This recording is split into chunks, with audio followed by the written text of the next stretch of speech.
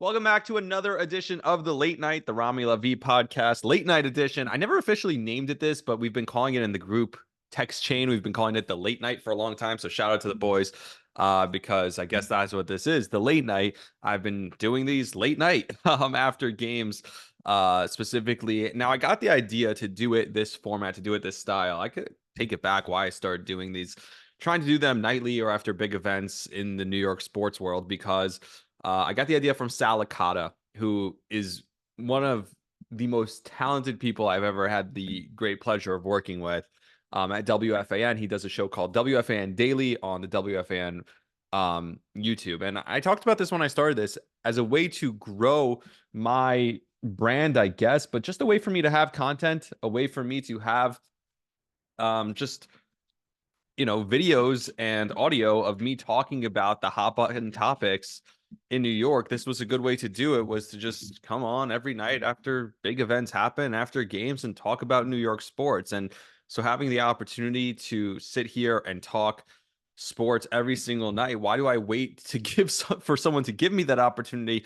I should go out and create the opportunity for myself. And this has allowed me to do it. And the feedback, particularly the positive feedback I've received from it, has been awesome. So I appreciate everyone for listening and following along. So that little soliloquy on an episode that's probably going to end up being longer than the average episode. That's when I come in and have a whole conversation with myself about why I'm doing this in the first place, even though I've talked about it in the past. So I digress. But I will say that this, sometimes it's hard to have a take about certain things. And the job, and this is exactly what I was taught, by Spike before he left WFAN, was the job is to have an opinion, every day. If you want to be doing this for your career, which obviously I've made this my career and I'm trying to make this my career, you have to come in every single day and have an opinion about what happened in the world of sports the day before or earlier that day, and have an opinion that people care about. Sometimes you can't just come in and just be like, yeah, that happened. Sorry, I don't have an opinion about it.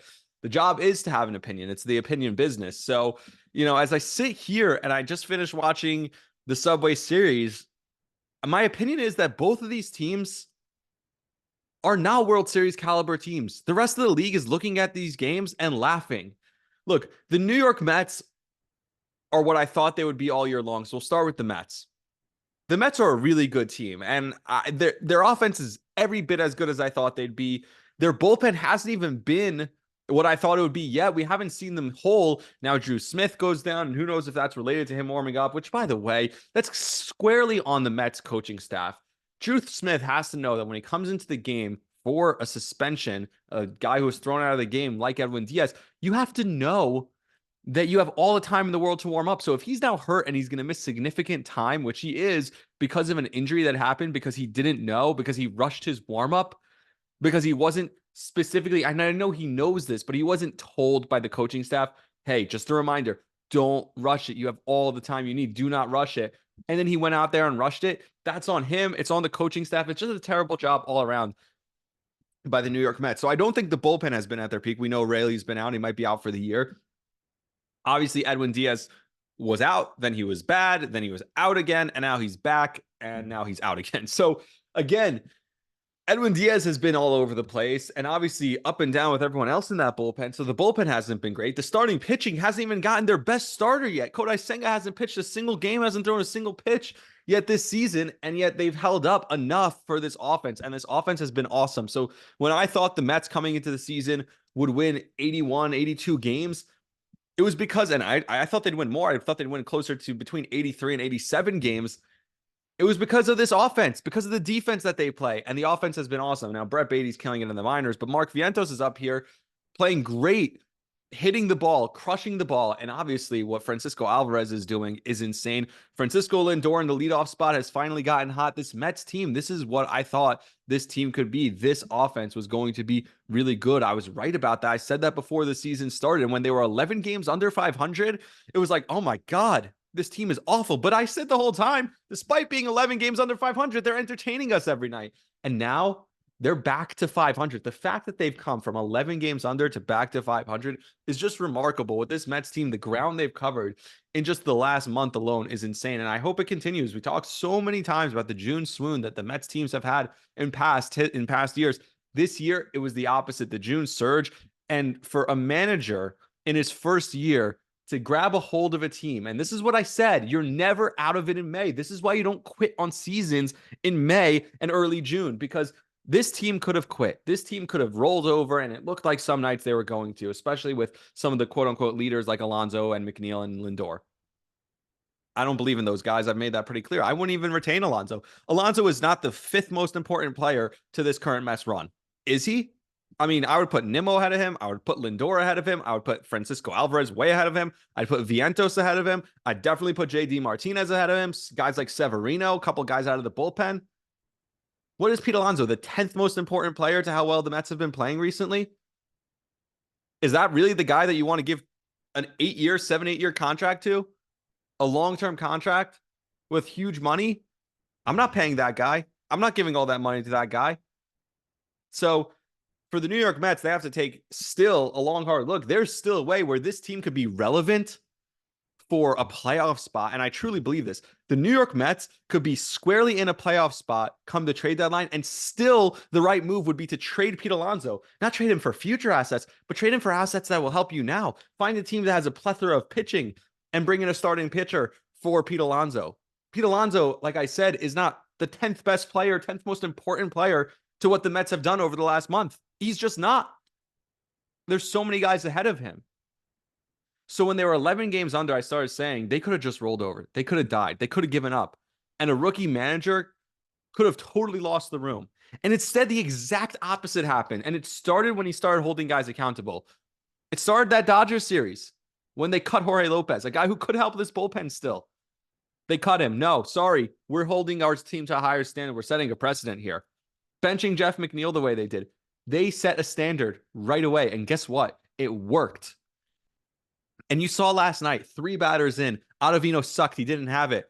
He got the hook. And he's walking off the mound and he's going, that effing mother effer or whatever scumbag that he called Carlos Mendoza. But Gary Cohen was talking about it on WFAN today. The guys respect Carlos Mendoza because he holds them to that standard. Because he can look them in the eye and tell them, guys, I expect a ton of you. I want the best from you. And I need the accountability from you. Because he does that, the team actually respects him. And they're playing that way to prove it. And the biggest turnaround to me, because again, an 11-game turnaround in a month is insane. It's remarkable. They've not just been the best. Like, this is, if you look at the scape of the league, the New York Mets have been one of the best teams in baseball to cover 11 games. And I know the Guardians have been really good. They're 25, 26 games over 500. But to go from 11 games under to at 500 in that short a span is crazy. The fact that they got 11 games under in that quick a span is crazy. But the fact that they got back to 500 in that span is crazy. And I think the Mets are more similar to the team we've seen the last month than the previous month. I'll tell you that. I don't know that they're this good, but the New York Mets are closer to the team we saw in June than the team we saw in May. That's my opinion on the Mets. They're still not a World Series caliber team, but the one thing, and two more things on the Mets. Number one is JD Martinez. JD Martinez changed this entire franchise. You talk about the accountability. When he came into the lineup, when he first started having a voice, which is during that players meeting after the Dodgers series, when he really stepped up and had a voice. And I heard this from Lori Rubinson, who's, of anyone at WFAN, she's definitely the most, she has the most journalistic integrity, which, again, we're not looking for that at WFAN. I think, like I said at the top of this, we're all in the opinion business. We're trying to just give our opinions on things. We're not trying to be outlandish, but we're not trying to be the most, I guess, have the most integrity, journalistic integrity. And I love when Apple does that with the thumbs up. Great, cool. So Lori Rubinson, who does have a set, like, she's very smart and has some form of journalistic integrity. She told me this, and so I trust her. If she said it, I don't know the source, but I trust her, that JD Martinez in that team meeting told the offense, he said, every single day we're going to have a team meeting before the game, and we're going to talk about the opponent's starting pitcher. And when we do, we're going to look at the opponent's starting pitcher, and we're going to say, here is our game plan. Here's what all of us collectively as a team are going to do. I talked about this a while back with Jake Peavy telling me that a team can have a collective game plan offensively and it helps each other. Whereas we were talking about the Padres at the time, how they had individual approaches. Each guy was approaching the game individually. And that's why the team was struggling offensively, even though the guys were putting up their individual numbers. They didn't have a collective approach. And JD Martinez took the team aside and said, guys, and he's obviously one of the most analytical guys, and he's the most, and I didn't watch him every day, any other of his previous stops. And now watching the Mets every day, he is the most professional hitter I've ever seen, maybe in my life, is JD Martinez. And JD Martinez took the team and told them, guys, we are going to have an approach. Every starting pitcher, we're going to meet before the game and we're going to talk about how we are attacking. What is our approach for this starting pitcher? And if you deviate from the approach, that's fine. But every post game, we're going to debrief and we're going to talk about how we approached it. And if you were one of the guys who deviated from the approach we talked about in pregame, you're going to have to explain to the team why you deviated. Accountability right there. It starts with Mendoza, it continues with JD Martinez, and you're seeing it with this entire offense, whether it's Lindor, whether it's Nimmo, even Pete Alonso has been hotter of late, Harrison Bader, every single one of these guys, and you're seeing it play out. The Mets have dominated some of the top starting pitchers in baseball, whether it's Shota Imanaga, whether it's Cole and Hill on the last 2 days. They have dominated excellent start in pitching because of this approach that they've had, a team mentality, a team approach, an intention, a certain intentionality, attention to detail, and doing things with thinking about it, not just doing things, just going out there and playing and not thinking about it, going out there and having an approach, having a mindset of how you're going to do things, playing with intent is something we always talk about in sports across all leagues, and the Mets are doing it right now on offense, and it's incredible to watch. And it's a testament to the coach, it's a testament to JD Martinez, and a testament to the rest of the team. Now, the other guy who has been the biggest difference maker, because you look at the numbers and the team is incredible. I don't know the record. I don't have it off the top of my head in front of me, but you look at the record with him in the lineup versus the record with him out of the lineup, and he is the key to everything, and that is Francisco Alvarez. I'd about Francisco Alvarez fourth in the lineup right now. Again, just real quick, I'd go Lindor, Nimmo. I'd put Martinez third, and I'd put Alvarez fourth. I'm sorry, Pete. Might hurt your feelings, but you're not that good. You haven't been the best offensive player. And Alvarez right now has been one of the best players. Francisco Alvarez has been one of the best players on the Mets. And not only that, he's 22 years old, plays catcher, a premium position. He's under control. They could sign him to a huge extension now on crazy cheap money.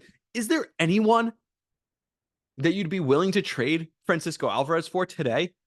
I mean, look at the Yankees roster. There's no one that I'd give up Francisco Alvarez for. Maybe Aaron Judge, but Aaron Judge is making a ton of money, and he's 32 years old. He's 10 years older than Alvarez. Now, obviously, Soto, depending on what the contract looks like. But the contract and the control that you're going to have for Alvarez for the next decade, possibly, at catcher, a premium position, and how good he is offensively and how much he's grown just in the last 2 years. I mean, he is the most valuable pro baseball player in New York right now. I truly believe that. All things considered, contract, position, controllability, where you think he can get to, his potential versus where he is now, his age. There is no more valuable baseball player in New York today than Francisco Alvarez. I believe that 1,000%. So as we shift over to the Yankees, quick segue, the beef in the booth between the two booths where Michael Kay was getting tweaked out by some stupidity where they advertised that the SNY booth is the best booth in baseball. And Michael Kay was butthurt by this. Of course, SNY is going to advertise that they're the best booth in baseball. First of all, they probably are. There's a couple really good ones. If you like, John Miller obviously is really good, and Mudd and Orsillo are fantastic in San Diego. There's a lot of good booths. But Gary, Keith, and Ron are probably the best in baseball. And then Kay goes, I think we're the best in baseball. No, you don't. You know you're not the best. You know Michael Kay is smart enough, and I like Michael Kay. I don't dislike Michael Kay. He's smart enough to know that him with a rotating cast of clowns is not the best booth in baseball. When it's him, Paul, and Cone, they're really good, the three of them together. Really, really good. But then the next night, it's him and Girardi. Then it's him, Girardi, and Cone. Him, Girardi, and Paul O'Neill. Him and this guy. John Flaherty's doing play-by-play. John Flaherty's now the color analyst. Ryan Rucco's doing play-by-play. It changes on a nightly basis. Do Cone, Kay, and O'Neill do 35 games together all year? When the Mets, and I've talked about this so many times, when the Mets don't have Gary, Keith, and Ron, it's Gary and Keith, or Gary and Ron, or Keith and Ron with someone else, with Steve Gelbs. It always feels like the full team is there because of how they stagger everyone's vacation time. Whereas the Yankees will go 10 days, we'll go 3 weeks, and we won't have the real booth, if that's the real booth, of Kay, O'Neill, and Cone. I don't know what the Yankees' real booth is. It's not a shot at them. Cone's really good. O'Neill's really good. Kay, I think, is still really solid. They're probably a top 10, 15 booth in baseball. There's only 30 of them. They're not as good. Or when those three are together, I'll give you this. When those three are together, they're top 10. Easy. They're still not as good as Gary, Keith, and Ron. Not close. It just is. Michael K's solid. He's not great. And I think he's a good dude. It seems like it from, other than a couple of times where he just says things that rub you the wrong way, where he seems to have a bit of an ego. But I don't dislike Michael K. I like Michael K. I grew up with Michael K. That's the voice of all my favorite highlights. Him and John are the voice of all my favorite highlights of all like the greatest moments. It's Derek Jeter's birthday today, by the way. Still, no, it ended already. Sorry, it's already June 27th. But June 26th is Derek Jeter's birthday. Thinking about all the moments of my life, like my favorite highlights as a kid growing up, tied to them is the voice of Michael K. All amongst them, most of them are Derek Jeter plays, right? So I don't hate Michael K at all. I like Michael K, but he's just so off on this, and for him to complain about it, and then he writes the best rain in baseball, like he's trying to make fun a little bit. And then the Mets broadcast, we just laughed at it. It was like, we heard it's the best rain in baseball. Like they're just laughing because they know they're so much better. They know they don't have to take shots back. It's just, they take the high road, stay classy. And by the way, it's a better production overall, from Steve Gelbs, who's awesome, to the videography, to the production, I've talked about this with friends at work 1,000 times, people in the industry. It's so much of a better production, the SNY production. Watching a game on SNY is a much better experience than the S Network. It's just a fact. Now, the Yankees, I mean, my God, where do we start? The double plays, not being able to score runs with runners in scoring possession, with runners on base 1,000 times. I mean, we've gotten to the point now where it's Aaron Judge and Juan Soto producing and everyone else giving you nothing. It's like Shohei Ohtani and Shohei Ohtani and Mike Trout on the Angels. In fact, there's a tweet that was popularized a couple years ago. Shohei Ohtani and Mike Trout have done something that hasn't been done since Tungsten O'Doyle, and the Angels lose 11-4. That was like a popular tweet. And my friends on the group chat said today, yeah, it's getting to that point with the Yankees. Listen to this. Aaron Judge is the third player in MLB history to hit 30 home runs prior to the All-Star break 3 separate times in his career, which is insane that Aaron Judge has done that. The other two are Mark McGwire and Ken Griffey Jr. He's on pace again for 60 home runs. He's batting .310. He has 70-something RBIs. He's had an incredible season, and we're not at the halfway point of the season. And he's already had, if this was his full season, it would be an incredible season. What Juan Soto's doing is excellent. And the rest of the team around them, wake up. Where is everyone? They stink. And it's the problem I talked about before the season. And I thought Juan Soto changed things, but I might be wrong. The Yankees need to decide. Brian Cashman, you need to decide right now. It's on you. Do you want to go for it this year? Are you truly all in? Because if the Yankees are truly all in, they need to make some tough decisions. They need to decide about DJ LeMahieu. I don't think he needs to be here. Gone. They need to decide about Gleyber Torres. He clearly doesn't want to be here. Get rid of him. Anthony Rizzo, gone. It's time to look in the mirror and say, look, we started the season really hot. We built ourselves a cushion. It's exactly like it was in 2022. And now this skid, our record against good teams, our record in games that matter, like games in Boston and games in Citi Field, we need to fix that. That's what's holding us back right now. If you don't fix it, if you just assume that the first 2 months of the season, you're just going to magically jump back to being that team again, you're assuming wrong. You built yourself this cushion. It's a good opportunity to now go and invest in the future of this team. Because you started so well, you have an opportunity to now drop a couple games and still not lose a ton of ground in the division, the wild card, all that. Good for them. But you need to make some serious decisions. Luis Hill maybe move him to the bullpen, the magic, the whatever, the pixie dust. He's turned back into a pumpkin. It's gone. Garrett Cole starting him the last couple starts was idiotic in my opinion. Now, I'm of the belief that eventually you just have to call them up to the majors, and they're going to get their feet wet at the majors. It has to happen eventually. But if you knew he's only giving you about 70 pitches in each start, and it's going to be 4 innings in each start, you're taxing your bullpen when you don't have to in games against teams that you really need to beat. I know the Mets, it's just another game in June. No, it's not. These are important games because they test your fortitude. They test who you are as a team. And the Yankees got their asses kicked by the Mets. And in their big games, the Yankees have proven that they are not a tough team. And so Garrett Cole against the Orioles, those games that you do desperately need. Why would you start him if you know he's only going to give you 4 innings and now your bullpen's going to be pitching from behind? Oh, and with the rain delay, the Yankees aren't going to get until God knows what time to Toronto tonight. And by the time they get to their hotel through customs and everything, and they have another game tomorrow. I mean, this is a tough stretch. The Yankees need to snap out of it fast. And if I'm Brian Cashman, I'd be on the phone. I'd try and leave Toronto with half of their roster, honestly. They could use some of those guys. And if Toronto's really actually willing to blow it up, I'd go trade for some of those guys right now. I wouldn't wait. Things are getting bad fast for the New York Yankees. I trust that some of what we saw in the first couple of months of the season is real. But if the panic alarms are not going off at all, and David Cohn said this on WFAN today also, he said a little bit of angst, a little bit of nervousness, a little bit of desperation is a good thing. Like, okay, we're nervous about what just happened the last, 2 weeks for the Yankees, the last 3 weeks for the Yankees. So let's do something about it. Still not too early to do something about it. It's not too late. The Yankees need to make a decision. They need to get better right now. They need to take a long, hard look, decide where they want to be. Because as of right now, neither one of these teams are championship teams.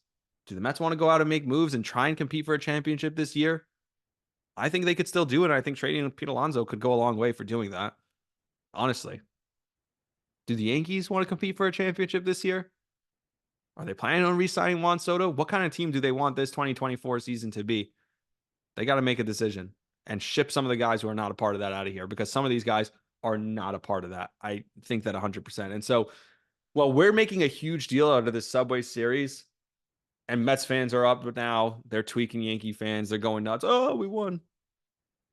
And now Yankee fans are the ones that are down. I think the rest of the league is looking at them like, hey, neither of these teams are championship contenders, so who cares?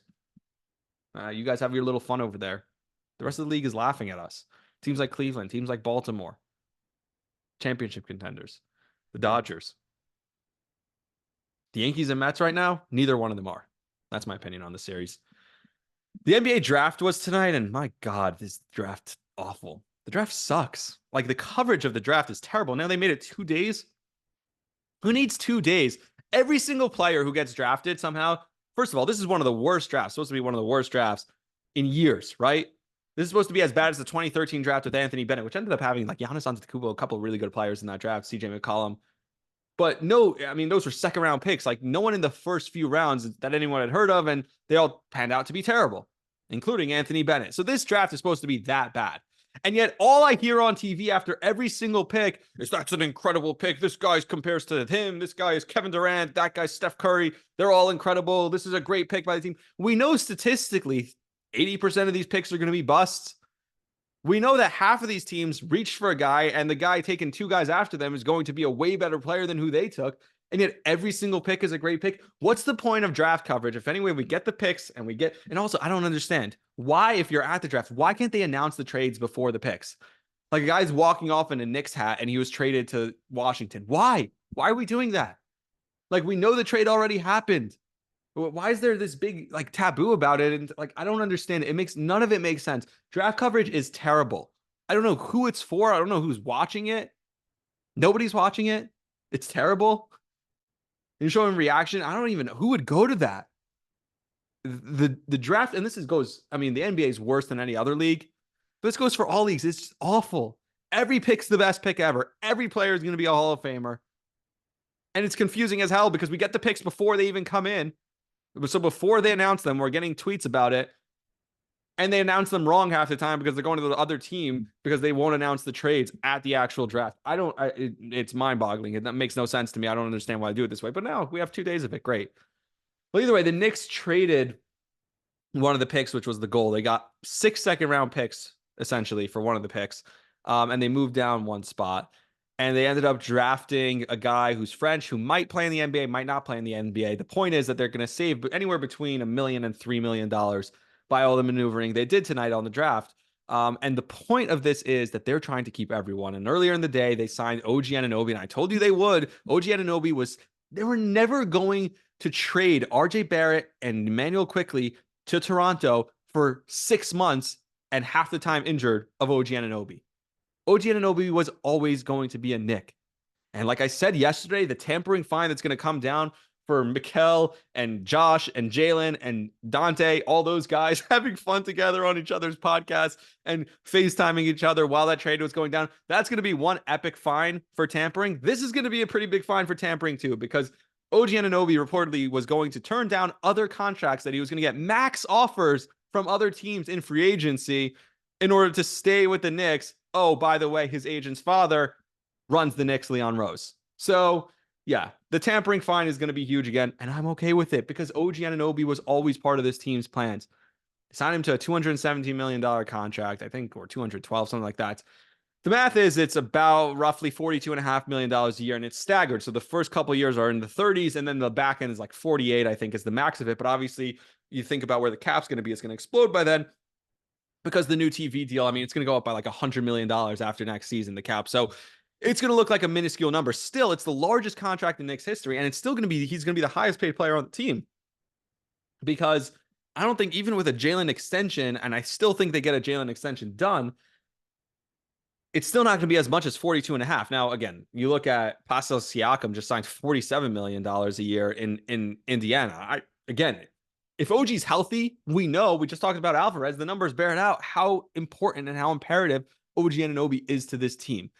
So the Knicks are doing everything to stay. And this is an interesting point also, that while they made this trade, they still have the flexibility. They still have a bunch of young wings. They still have a bunch of picks. They still have a roster that they can move and manipulate however they want because everyone's on a controllable contract. And so if Jalen signs the extension, if they could also extend Mikal Bridges this summer, they could get all these guys on relatively cheap, controllable contracts for the next 5 years. And what happens is you basically have a roster like the Celtics, but you're beating the system. This is unbelievable to consider where we came from, that this front office is so ahead of the curve when it comes to the apron laws and the tax laws and the cap laws that the NBA is going to be facing the next few years, where teams are going to be panicking and cutting great players. You're going to see good players just get cut outright because teams can't hold on to their contracts anymore. The Knicks are in a perfect position where they have everyone on controllable deals for the next few years. Instead of having two guys make a ton of money and now all you have is a little bit of money for everyone else, it's going to be evenly spread out amongst the top 8 guys making a nice amount of money, not the max deals though, and it's controllable for any one of those guys. You can move any one of them if you need to bring someone else in, but all those guys, your whole roster, instead of just being 2 guys deep, you're going to be like the Celtics where you're 8 deep, great players, all really talented. And by the way, I wouldn't be shocked. This front office moves in the dark. They move in silence. We didn't hear anything. Obviously, we always knew the Knicks wanted Bridges. We didn't hear anything about it till Woj dropped the Woj bomb.